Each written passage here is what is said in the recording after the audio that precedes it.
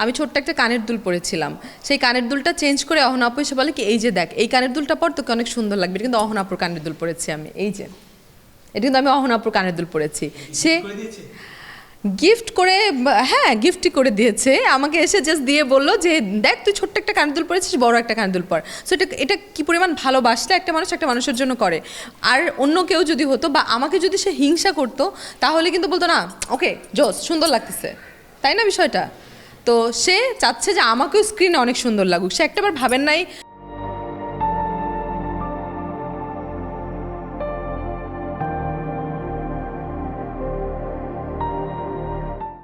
মানে সে একটাবার ভাবে নাই যে তার সাথে আমাকে সুন্দর লাগলে যদি তাকে খারাপ লাগে, একদমই না। এবং সে প্রত্যেকটা সিনে আমাকে খুব হেল্প করছে, আমাকে ডায়লগ ধরিয়ে দিচ্ছে।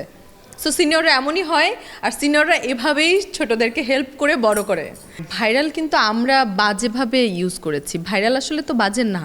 ভাইরাল মানে কি সবার সামনে যাওয়া, সবার চোখে পড়া।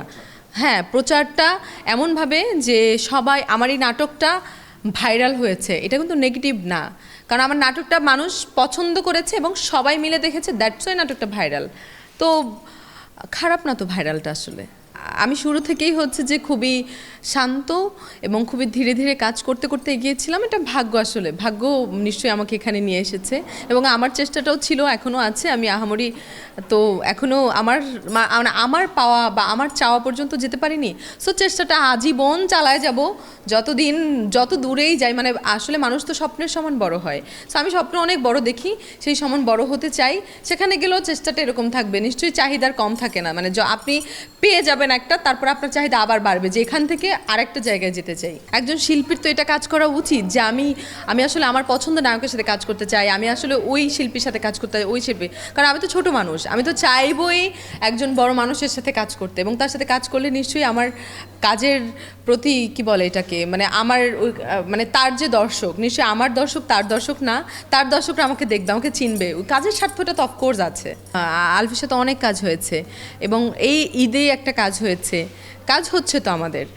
আর নীলয় ভাইয়ের কথা বলছেন, আরশ ভাইয়া, তারা আমার পছন্দের শিল্পী। অফকোর্স এরকম মিললে কাজ হবে, ভাল লাগবে। আমি কিছুই ভাবিনি বড় পর্দা নিয়ে, আমার ছোট পর্দা ভালো লাগছে, আমি এখানে কাজ করছি। আর সব কিছু আসলে লাকের উপরে ডিপেন্ড করে।